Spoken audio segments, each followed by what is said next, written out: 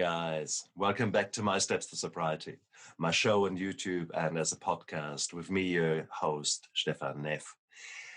I'm dead delighted because today is another fantastic day for an interview. And I have got Avishkar Sabharwal with me. Avishkar is a gentleman who has had his own journey, who has dealt with weight issues throughout his life. And like me, he's a colleague in medicine. And I guess we both should know it all. But here we were struggling with our own demons and with our own weights and wondering why the hell, what has happened. And Avishkar went on his own journey that we're going to explore today. So Avishkar, thank you so much for coming onto my show. Thank you so much, Stefan, for having me. I'm so excited about today's episode. No, that's beautiful. And Avishkar, we've met on a discussion forum, and I realized that you had your own podcast on obesity in medicine. And initially, I was, as an anesthetist, I looked at obesity medicine and I thought, that's quite specialized, etc. And then, and lifestyle medicine.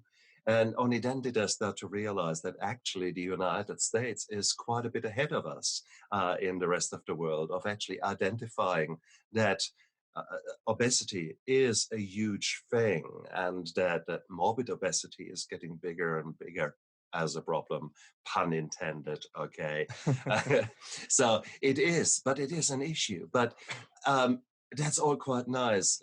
As doctors, we know the facts, we know the evidence-based medicine is driven into us. But we often, our brain does not necessarily link so well with the reptilian brain. And that doesn't, Right. There's so much programming going on that level. So let's explore that today. But tell us a little bit about your journey, because where did you start? How did you get involved in this specialized field? So it's really interesting, Stefan. Actually, I come from a family of doctors.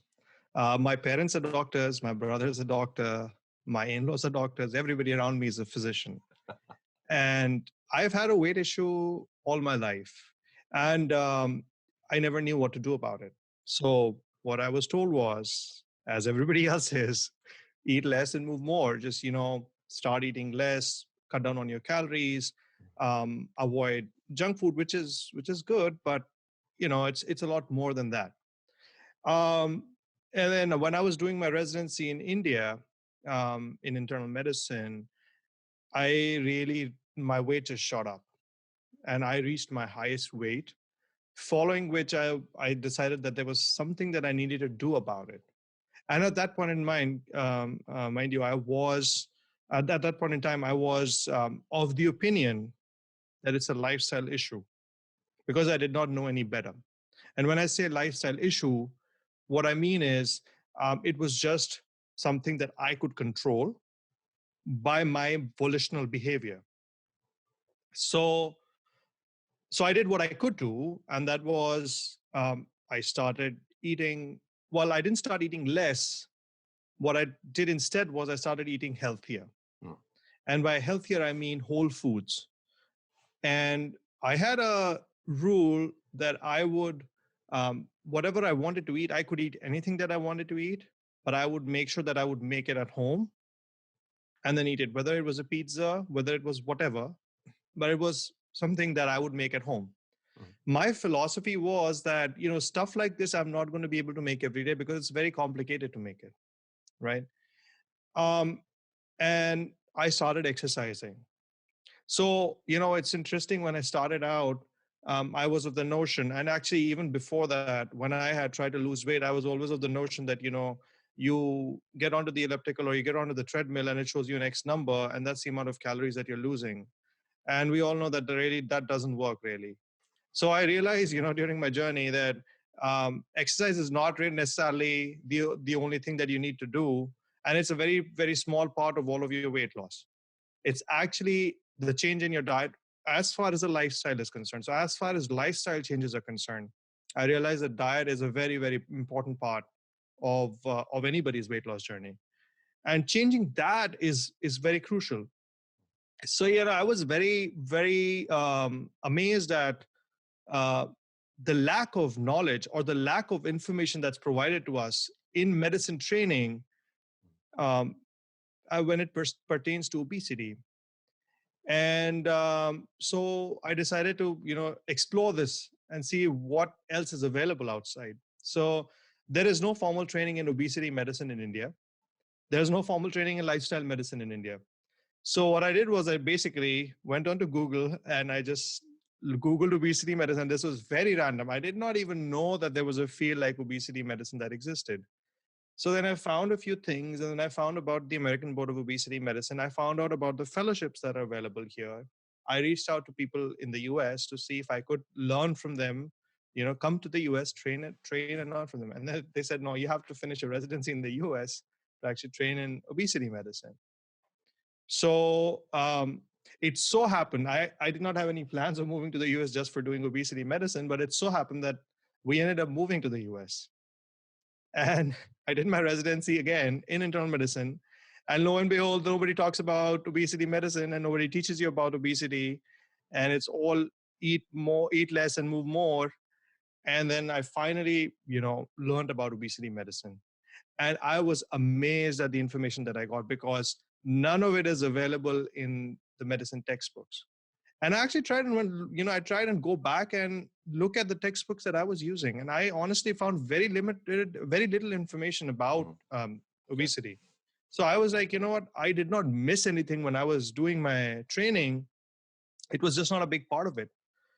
And so that led me to kind of, you know, get into this field and made me very passionate about it because I felt that, having trained so much, having spent so many years in medical training, I do not know about obesity. I can only imagine what people know about obesity. And add to that all of the myths that are, that are prevalent, and all of the misconceptions and all of the false lies that are spread in the society. I was like, this is not right.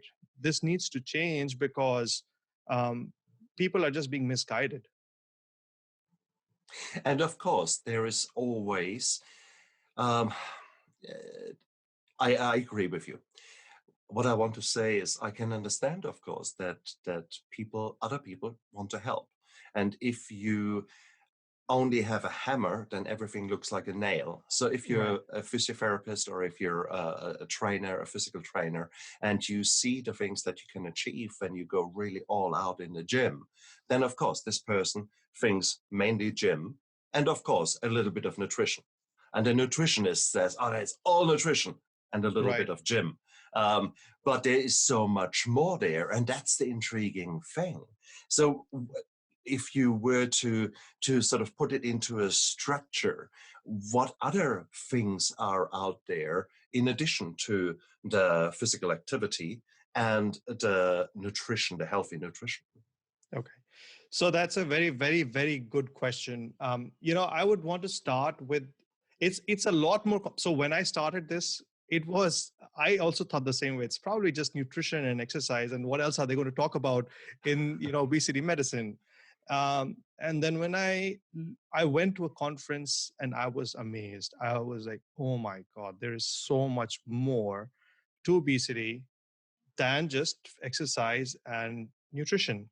So just talking about what causes obesity, it's primarily driven by our hormones, believe it or not. Now, that is completely contrary to what you would think about, somebody just pumping in calories and not just sitting around and lazing around.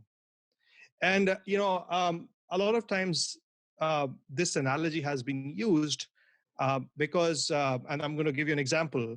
A lot of times people have this perception that people who are suffering from obesity, and I'm using the word suffering from obesity very carefully because it is now recognized as a chronic disease by the World Health Organization. So it's an important thing to understand when you use certain specific words. So when I say somebody's suffering from obesity, that automatically takes the blame off of them, uh, you know, as far as the disease of obesity goes. And so what I found was that, it's really driven by our hormones. And these hormones are, of course, modulated by different things, including your nutrition, including your internal state, including your sleep, including your exercise. There are so many things driving it, including your weight loss efforts. And that's really what causes the changes in these cause obesity. Now, yes, there are certain genetic types of obesity, but that's very, very rare. Those genetic syndromes are very rare in the general population. And Now, it's for most people, when they sort of hear hormones, they think about girls, they think about estrogen and progesterone, etc. Do you mean that's probably a very narrow view, isn't it? There is the cortisol and the adrenaline, sure, which yes, are hormones, and which are the insulin, which are all out there. absolutely. So there's so many more, isn't it? Absolutely. So, it's interesting that early on, I don't know the exact year, but like early on, like in the 50s, 60s, or 70s, even probably, even before this field of obesity medicine was just being explored. And again, I could be wrong in the decades, but my point is that early on, everybody thought that the fat tissue is an inert tissue. That means it doesn't have anything to do other than just store energy. But we've learned that there are so many other metabolically active substances. There are so many other hormones that are released. And now again, talking about the hormones, it's not just estrogen, progesterone, which also have an effect on obesity, but it's also the insulin, it's the leptin, it's the ghrelin. There are so many other hormones that play a role in how you eat, how much you eat, when you don't eat, whether you're feeling hungry, whether you're not feeling hungry. And so it's a very, very complex interplay of these hormones. And add to that the fact that we have an addiction pathway hardwired into our brain, which is being hijacked by the corporate industry, the food industry, to make us eat all of the unhealthy food. And it's interesting that we talk about addiction and so many things, but there really is a problem with the foods that are available. I cringe to call them foods because they're not Same really here. foods. Same here. Same here. So they're not really foods, but food-like substances. Actually, I had a guest on my show, and it was interesting. It's like, yeah, they're not foods; they're food-like substances. So I like it. And I mean, let's give some examples here. It's probably clear to the two of us that 80-90% of the things that are sold in a supermarket have actually very poor nutritional values, or you might as well chew on cardboard for the goods that it does to your body. And sometimes things are disguised so cleverly. Oh my God. There have been some food analysts, they went out to famous burger chains and then took the burgers, took them apart, put them under the microscope, and then tried to figure out how much of it is actually sort of, meat, what you expect meat to be, so muscle fibers, etc. Sure. And the figures were something around between 13 and 14% muscle fibers. Wow. And then the rest was grizzle and all kind of other rubbish in there. And you think, what the heck? So is that the abattoir being swiped up? Oh, there's a bit of sawdust. Yeah, that's going in there. So that's what we eat and what we believe is there. That's just one of 1,000 examples that the two of us could give. So you're so right. Oh yeah, absolutely. Yeah, I mean, like if you go to the supermarket, it's very simple actually. The way I like to put it. Because if you go into the specifics of specific food that's available in the supermarket, it gets very, very confusing because you can't go around saying, okay, this is healthy, this isn't healthy. Anything that comes without a label is probably healthy. Anything that doesn't have a food label is probably healthy. I like the idea. And then again, if you make potato fries at home, well, you cut the potato, put some salt, pepper on it, and put it in some oil, and that's chips, that's fries. If you look at the ingredients in chips that you buy to be consumed or that you actually eat in fast food restaurants, 17, 18 ingredients. Right. It doesn't make sense. We used to try and cook or imitate the food that's available in the market at home. And I would never be able to achieve the same. I'm very passionate about cooking as well. So I would never be able to achieve the same taste. I was like, what's missing? Why isn't it? I'm basically just putting this and why?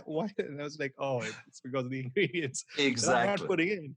Ex- So yeah, so it's basically, if something doesn't have a food label, it's probably healthy for you.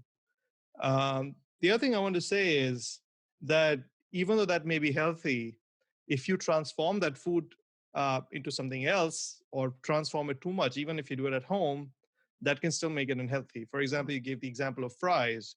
Now you can fry the potato, but that would probably make it unhealthy.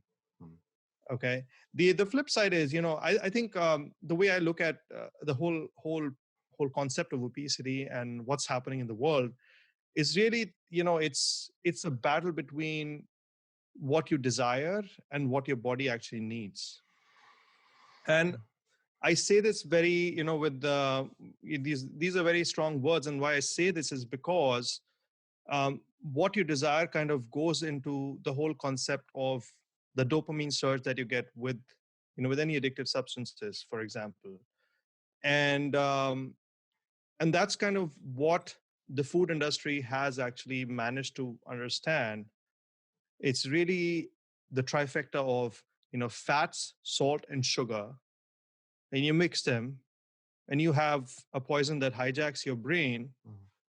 And really, I mean, I don't know about you, Stefan, but there have been times when I've gone to a supermarket and I've just grabbed something mindlessly, and later on I wondered, why did I grab this? Mm. And I don't know why I grabbed it. And there have been instances like that, and I'm sure people who suffer from obesity have had those instances. And this it's a clever marketing trick, because they're trying to they're being sold, people are being sold stuff, including me. They're being sold stuff that is not good for you, but it hijacks your brain. And now there are a lot of things that go into this. It's not, and I'm talking about this, and I actually had a very enlightening session on my podcast with a food addiction specialist, and I learned so much from her. And I realized, and that also changed my mind, because initially I used to think, well, you still have control over what you can buy. And talking to her, I realized that actually, what, it's like any other addiction. Like, you don't have control over your actions, Mm. because you just go and mindlessly grab it, right? And you want it, and you just take it, because otherwise you'll have that craving, and it's constantly on your mind. Mm. So it's really very different if you look at it from that perspective. Mm. How is our brain triggered? So let's say I do go into the supermarket, and let's say I'm in a state where I had not looked after myself. So I did not prepare my day's food. It's now, Sure. I've just had 10 hours of work, racing into the supermarket, just wanting to get something now, to get something on the table for me and my family. What are the things that happen without me Uh, knowing when I walk in? so that's very interesting. So we have what we call the reptilian brain, Mm. that have that's the basic brain that works on all of these desires. Mhm. And then you have the prefrontal cortex and the frontal cortex. That's where the executive decisions happen. That's where the decisions are made consciously. Mm. What ends up happening is, and it's not just about the trifecta of these ingredients, but it's also all the marketing that goes around it, all the the way the wrappers are made, the way the photographs are placed on that, and also the way they portray their message. It's very funny. If you go into a supermarket and you're buying something that has a green packaging on it, green and white or brown, like earthy colors, you feel that it's probably healthier. I mean, if you think about it, Mm. if you package a piece of chocolate, and chocolate that is not really healthy, like milk chocolate, or like with a lot of sugar in it and a lot of additives in it, um, and then you just put it in a very healthy looking wrapper, Mm. and you just write the words healthy or whatever, or you just write something else, something that is that kind of portrays a positive image of the chocolate. Mm. It's the same piece of chocolate, but it gives you an impression that it's a healthier version of that chocolate. So that marketing itself is, it just hijacks your brain to thinking it's probably good for you. And, probably a little bit of it would not do anything to you. And then on top of that, it's once you have that, once you have that piece of chocolate, it's basically what it's doing is it's causing you to have that dopamine surge. Now, you're not having that. I don't want to vilify chocolate because, of course, pure chocolate has its own benefits if taken in very small quantities. But I'm just giving an example that, what it would do is it would cause you to have a dopamine surge, right? It gives you that high. That's why it tastes good, because it's giving you that high, right? And so the brain craves that high again. And that's why you keep going back to that. And that's why people will have certain specific foods that they will go back to again and again and get those. And that's the way it works. And it's very easy to say that, oh, it's your fault, you should just stop eating that. But think about all the marketing that's gone into this. Think about all the thinking that's gone into all of this marketing that is happening. And that it's been designed in that way for a very specific reason, for you to buy more of it, right? And it's so impressive. If you look behind the scenes, you have got billions of dollars, literally billions of dollars being spent on manipulating your mind. The social engineering that is going into these products is utterly mind-blowing. Oh, absolutely. Absolutely. And we take it for granted. I've had previously, I talked about that on my show here, when it comes to addiction, that the alcohol industry is a billion-dollar industry, and that if you take the 10 biggest alcohol producers in the world, put them together and compare them with countries, they would be under number 43 or number 46 of all countries as far as riches and production is concerned. Sure, yeah. So this is huge, and these people have got lobbyists in the United States. So the lobbying that goes on for there, it is wow. So we actually are set up to fail here. And we are set up to fail, yes. And a lot of times people say that it's a lifestyle disease and it's a very voluntary thing that you can just stop. And people who are suffering from obesity are lazy, or they're not doing their bit. But it just it's you have to have a shift in your mindset. Just think about it. If somebody, and there are so many high achievers who are suffering from obesity. There are millionaires, billionaires who are suffering from obesity. If they can achieve so much of success in their life, and I'm saying millionaires, billionaires, because that's one of the things that we use as a gauge for success is monetary wealth, or if they built a huge business or whatever. If they've been so successful in their lives, building this huge empire, why are they still suffering from obesity is the question. And it's not just the millionaires, billionaires, it's also the physicians. I've spent close to 17, 18 years in training, more than that. And if I was still suffering, if I was still suffering from obesity, why is that? It's not that I'm not going to be making an effort. And the thing is, people who are suffering from obesity, they've made effort. It's not like they haven't tried.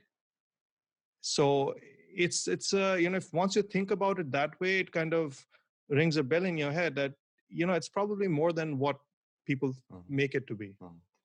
And see, in the alcohol setting, there was this clever ploy that people put the onus on the drinker. So our alcohol product, there's absolutely nothing wrong with it, okay? Because it's your fault. It's responsible drinking. You're not a responsible drinker, therefore it's all your fault. So it was this beautiful turnaround and this kind of where the alcohol industry therefore could say, no, we don't need to be regulated. Because we're doing everything fine. It's the problem of these lazy guys. So exactly your words. We could have just completely exchanged the food with alcohol, and you Alcohol, had right, exactly the same story. So there are right, huge parallels there. right, right, right. So goodness gracious. So here you were, yourself, a bigger man. You were hitting the gym 2 hours a day. You Yes. were trying to do all the right things with your food, and you were still not getting the goals or achieving the goals that probably in your mind you had. Absolutely. So what ended up happening was, and this is all prior to my training in obesity medicine. We always have this mindset. Once people who are suffering from obesity, um, they will always want to get to a certain weight, a Mm, certain goal. Always have a certain goal when they were healthier in their lives. When they were a certain XYZ weight at some point in time, and it's just because of the fact that there's not enough information about it, and you try to achieve that goal, right, and you're always trying to hit that particular goal. mm, The other thing that really happens is that people, when when you go out or when you start losing weight, what people will tell you is, okay, you need to lose this much weight in these many weeks, right? And it's very variable for people. yeah, You cannot really put a number on, you have to lose this much weight in this much time, and this is how you're supposed to do it, because your body may respond completely differently. It's a hormonal balance issue, and it's more than that. It's a neurohormonal issue, so it's very complex. And what so I had a goal. I was very happy when I was losing weight, but at the very end of it, I just hit what we call a weight plateau. And at that point in time, I did not know about the weight plateau concept, and it's a very fascinating concept, and I can go into that if you would want. um, because what ended up happening was, I was like, I'm doing everything right, I'm eating right, I'm exercising right 2 hours a day, and I'm just not losing more weight, so I'm not getting those last few pounds off that I wanted off. And I was like, what's going on? Why am I not getting there? um, but I had lost a significant amount of weight, so I was fairly happy that I reached close to that goal. A lot of times that doesn't happen for people, so they hit what we call a weight plateau. And it's interesting. I'll share this with you and your listeners and your viewers, that I used to log my weight, I used to log my calories when I was losing my weight, and I used to look at the weight loss curve. I used to just log it. And when I went to this conference and they were talking about the weight plateau, and how your body tries, so the concept of weight plateau is basically that when you hit a plateau, there's a certain plateau that you'll hit, because your body's going to try and maintain the higher weight. The body's metabolic processes go down as you lose weight, so it just tries to push you up to that certain set point. There's a concept of weight set point um, in the obesity literature. That's basically your body's going to try and maintain that set point. Your body is always going to try and achieve that higher weight. So when you start losing weight, your hormone levels go down, which will cause you to be more hungry, mm, and it basically does a lot of other complex things. So basically, that's the weight set point. And what ends up happening is, once you've lost weight, you actually hit a nadir, and then you kind of go back up a little bit, and then you stabilize. And I didn't know about this concept. And then I was in this obesity conference for the first time learning about it, and they just showed this graph, and I was like, oh, let me look at my graph. And I was like, oh my God, it's exactly the same thing. This is what happened. So it was very funny. It was very revealing. But it's interesting how the body works, really, and it's phenomenal. So yeah, that's what happens with the weight. But I did achieve a certain amount of weight loss, and then I made peace with myself. I said, look, this is what I'm going to try. This is what I've tried and achieved. And if I'm metabolically healthy at this point in time, I don't want to do anything over and above this. So that's a conscious decision mm, on my part mm. to not do more at this point in time. See, intriguing, intriguing. Um, I am a big man, and metabolically, I'm healthy. Every single blood test I do, top. I've done a coronary calcium score. My coronaries are clean as a whistle. Sure. So I can't find anything necessarily wrong with me, although high blood pressure is there. So here you go. Metabolically, I could say, oh, actually, because I'm all right.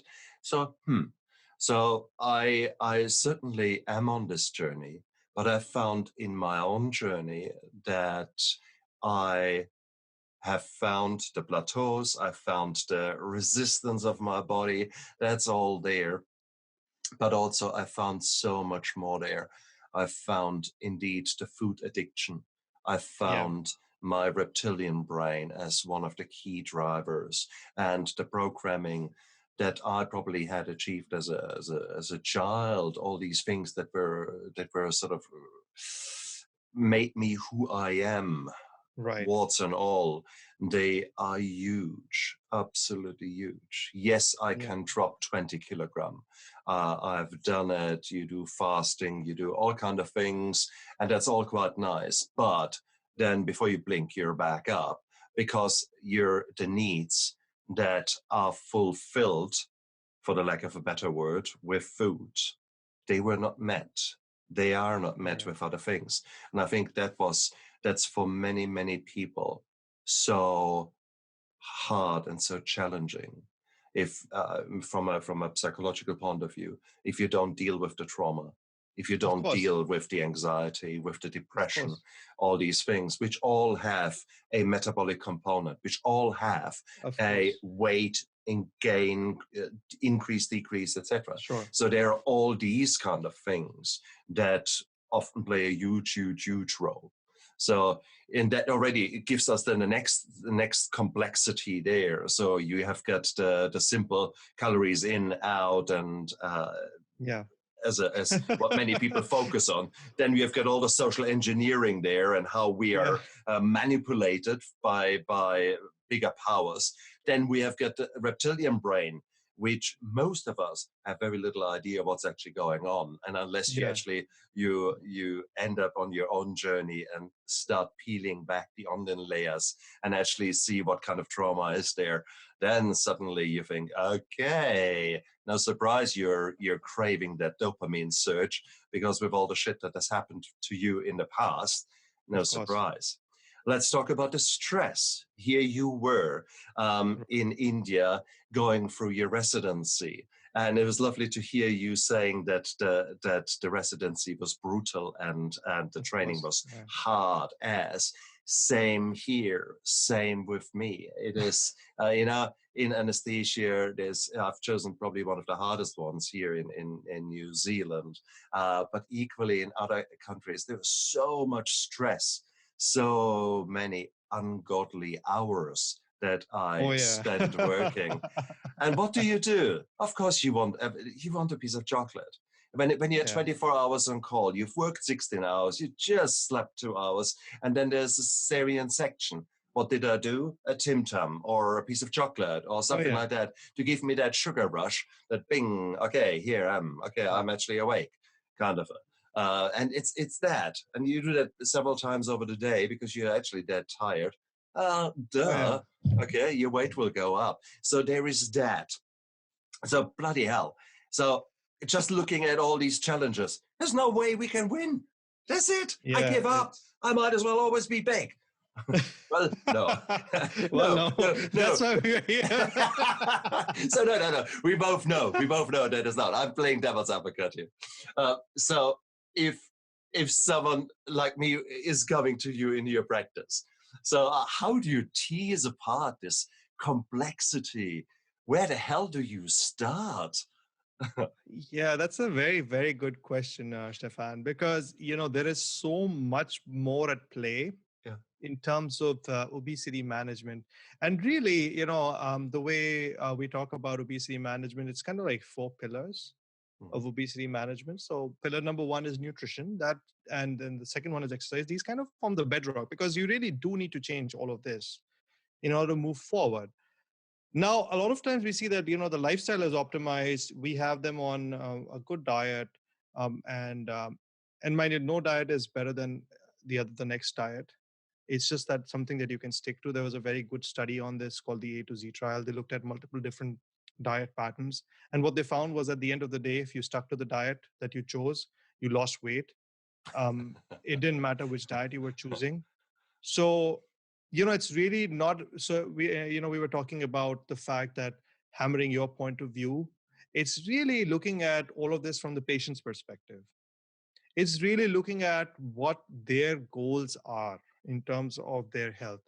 And that flips everything, because I may have a certain point of view, but that may not gel well with the patient's point of view.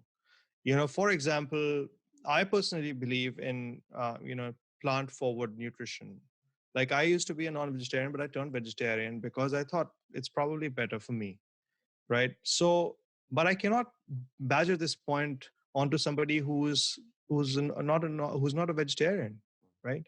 I have to work with that patient to see how I can incorporate the good parts, the good foods into the diet, and how I can change that diet really. So it's really about working with the patient. It's not as simple as any other chronic disease, or for example, even a surgery. Like, you can't say that you have appendicitis and you have to do this and you do that and you'll be better. It's just basically you get the antibiotics, and if you need a surgery, you need a surgery, essentially, right?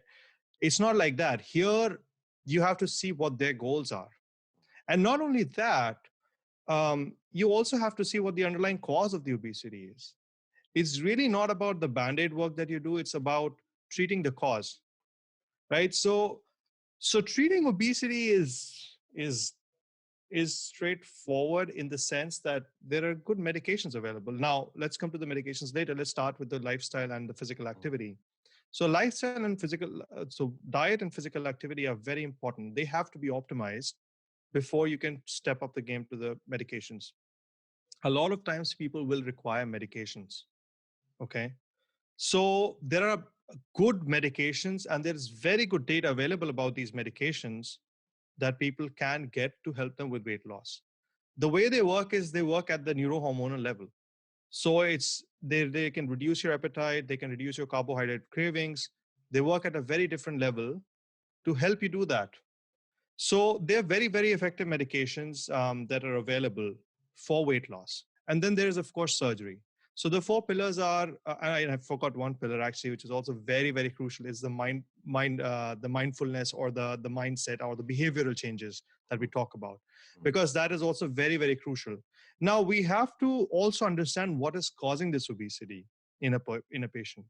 Is it some underlying psychological stress, psychological trauma? Is it a medication that the patient is on? For example, we know that there are a host of medications that can cause you to have weight gain. We know that there are certain antidepressants that can cause you to have weight gain. There are certain antidepressants that can help you with weight loss. So knowing that, being cognizant of the fact that you're on a certain medication and that may be causing it. Now, imagine somebody who's already suffering from, say, some depression or whatever, and they're on a medication that we know is going to cause weight gain, right? They go to their primary care physician and they're told, well, you got to eat less and move more. And they do that. What do you think is going to happen? Failure. Do you think they're going to lose a ton of weight? No, they're not, because it's not in their hands, right? So it's very different. So you have to really unearth what's causing all of this. The sleep is such a big factor in all of this. We know studies have shown that if you don't sleep enough, you're going to crave sweet stuff. You're going to eat sugary stuff. So there is a lot at play over here. And then we talk about, the calorie model. It's very important to understand, and I'm going to be a little blunt here and a little, whatever out there. When we eat, not everything gets absorbed. We also poop. So people have to understand that poop also has calories in it, right? So if a packet says 100 calories, that doesn't mean those 100 calories are getting absorbed into your body. If that were the case, then you wouldn't be pooping, right? So you have to understand, it's not what it says on the package, it's what's absorbed by the body. And that's controlled in the gut. And what controls that in the gut? It's your hormones. It's the gut microbiota. It's so much more, right? So it's such a complex play of things in obesity. And so yeah, we need to change that mindset that it's just about, calories in, calories out. There are these 4 components, like I said, the 4 pillars that we use to help people with obesity. Now, having said that, yes, calorie reduction works. Yes, it is used in the treatment of obesity. I'm not discounting that at all. It does work, but it'll only work to a certain point, right? Now, at the same time, 100 calories of biscuits is not going to be the same as 100 calories of broccoli. They're vastly different, right? The way they're absorbed is different. What they do to your gut microbiota is different. So it's very different.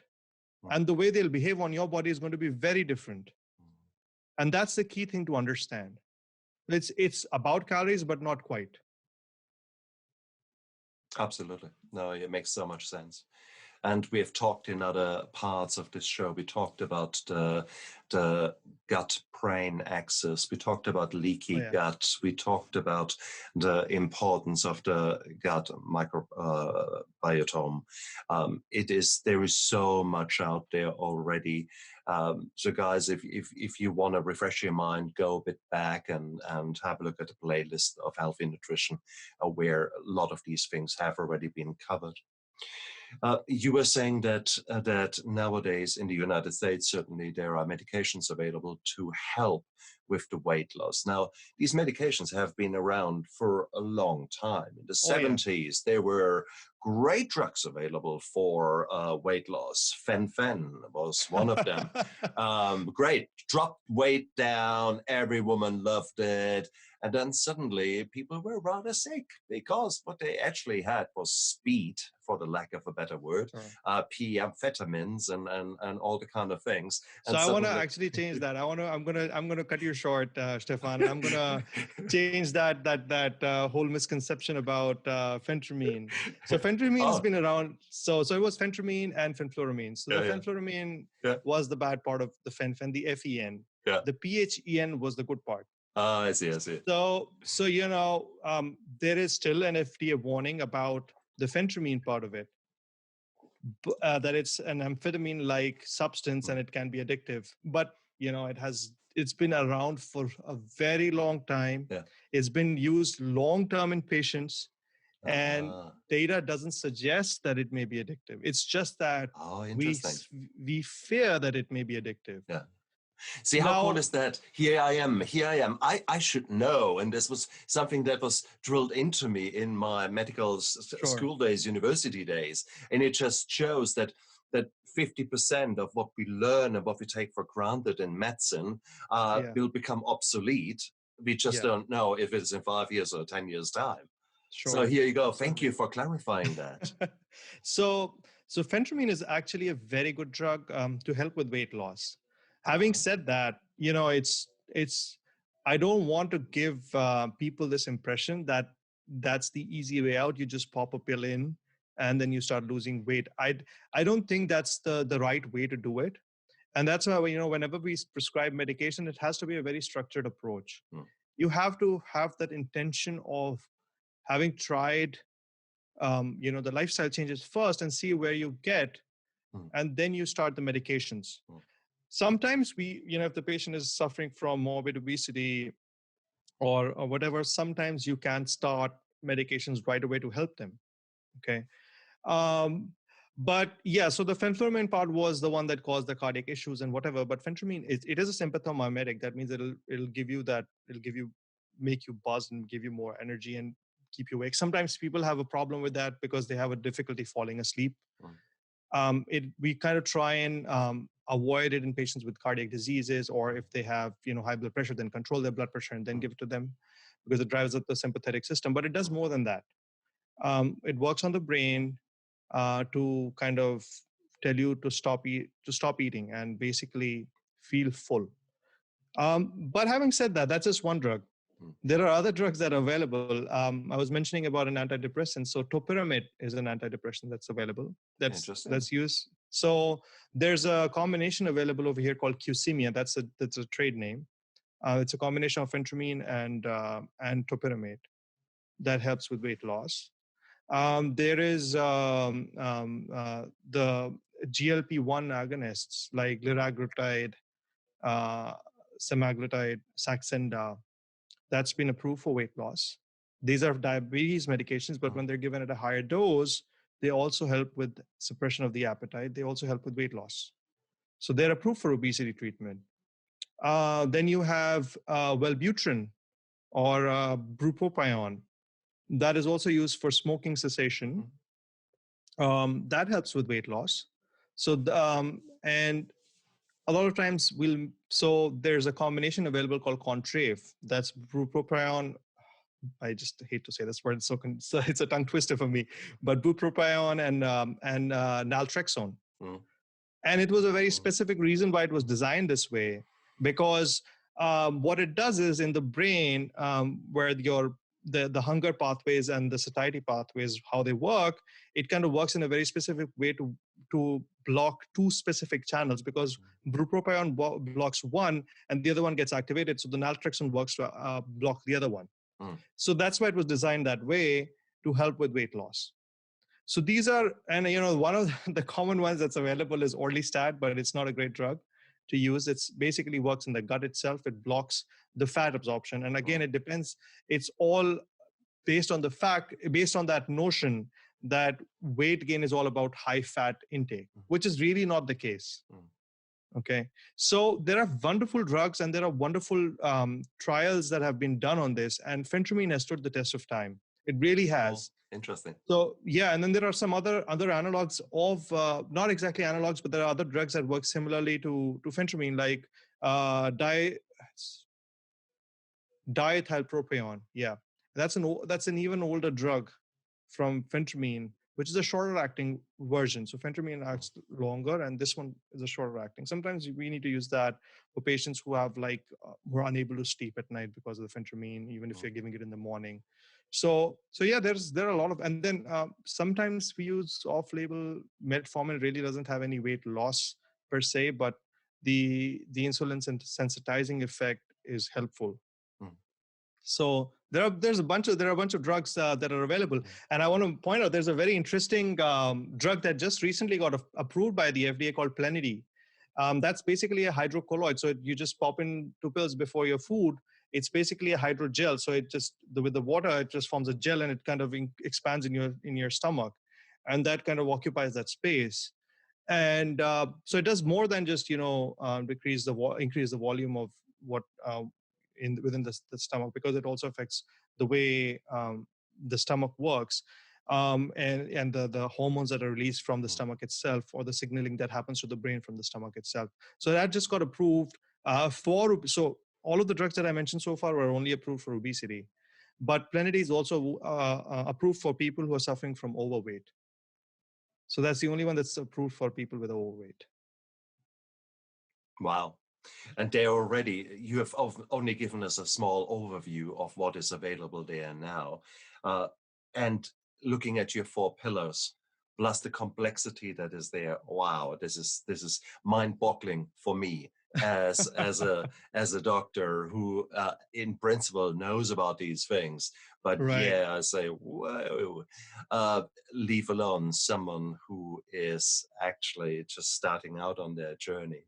So if people want to learn more about you and from you, if actually people think, damn, I need to get in touch with this guy, and because you do coaching yourself, you do help yourself there, how can they go about it? Where can they find you?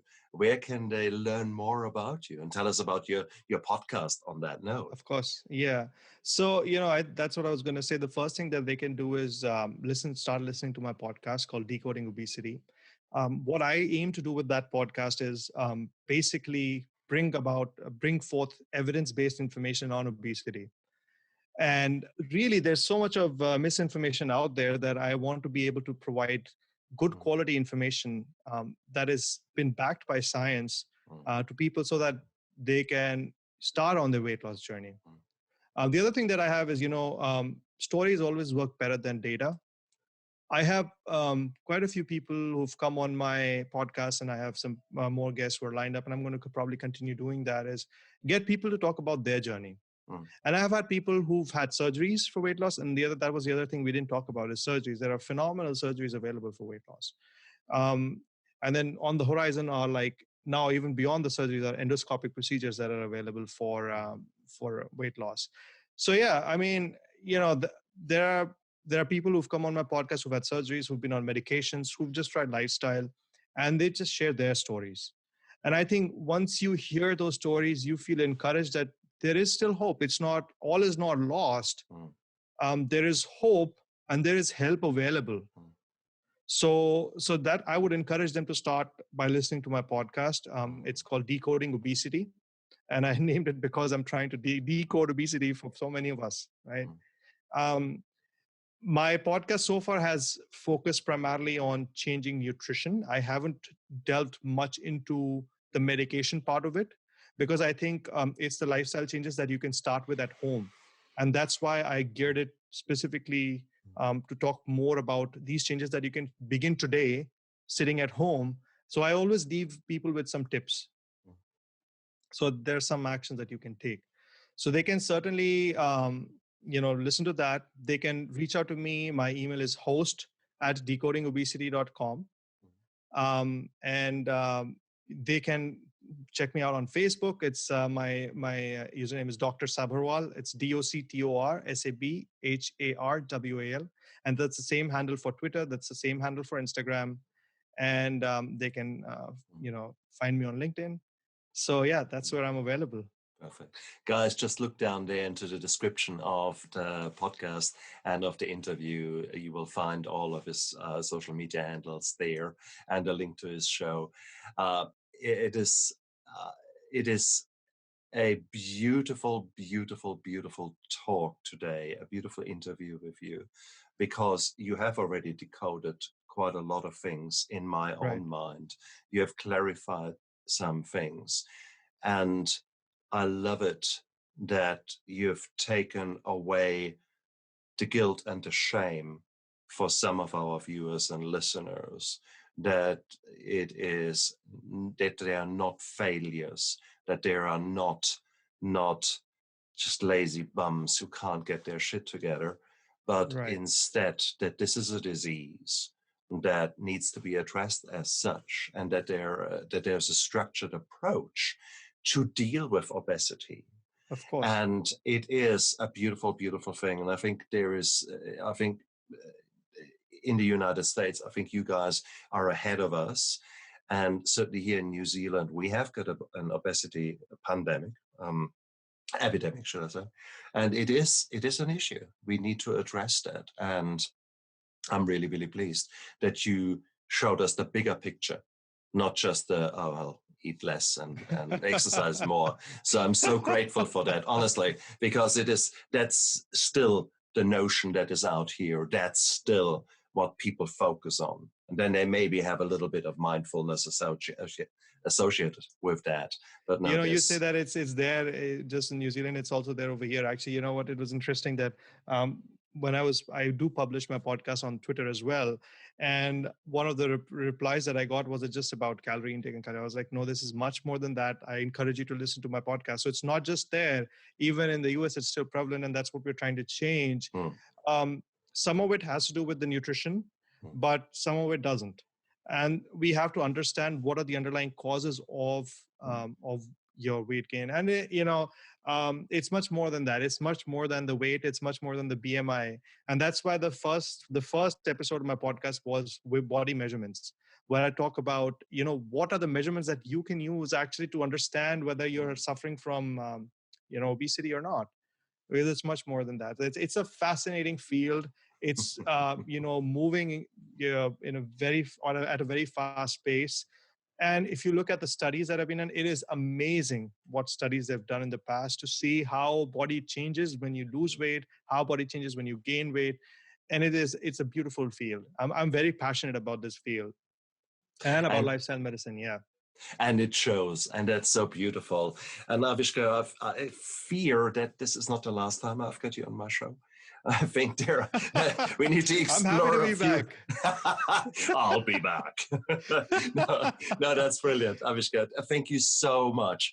You've honored me for coming onto my show. You've humbled me by actually telling me things that I thought, okay. So I thought I had a handle on it. And here I am here, just still amazed how little I know, despite the fact that I have been looking into that as well. But here you are. And if I'm amazed, guys out there, there's so much you can learn. There's so much you can do. Don't give up. Don't call yourself failures, and don't stop that evil twin guilt and shame talk in your head. Today's a new day. Today you've make new decisions. You will go out there, and it's your call. Yes, you can get a chocolate, and if that really is what you want, enjoy that piece of bloody chocolate. Absolutely. Just yeah, it's funny that you talk about enjoying it. Indeed. I have an episode on mindful eating. So we did a session, very interesting, with another lifestyle medicine doc, and we basically talked about how to eat mindfully. And it was fascinating that we actually did a live mindful eating session during the podcast, and it really does change the way you experience food. Yeah, exactly. Again, not to take away from the addictive part of the food, because that is a completely different beast. But the food that you're eating, you said it very aptly. If you're going to eat something, just don't feel guilty about it. Enjoy it. And it's just really about enjoying the food and becoming more cognitive about the fact that you're eating it. Absolutely. No, I completely subscribe to that. And that is where the whole mindfulness comes in. Yeah. So guys, look after yourself. This is your life. You might as well make the most out of it. You've got only one life to live. So maybe focus on it and enjoy it for what it is, warts and all, because it's your life. And the past does not equal the future. So hopefully we have planted a seed here today that can grow and that guides you onto the right journey for you yourself, and so that you can just go to the place and become the person that you want to be. So who will you become when you grow up? And it doesn't matter how old you are, okay? I'm going to be 18 till I die. I like that. Avishkar, thank you so much for being on my show. And you guys out there, look after yourself. Bye. Thank you so much. Bye. Dream on, dream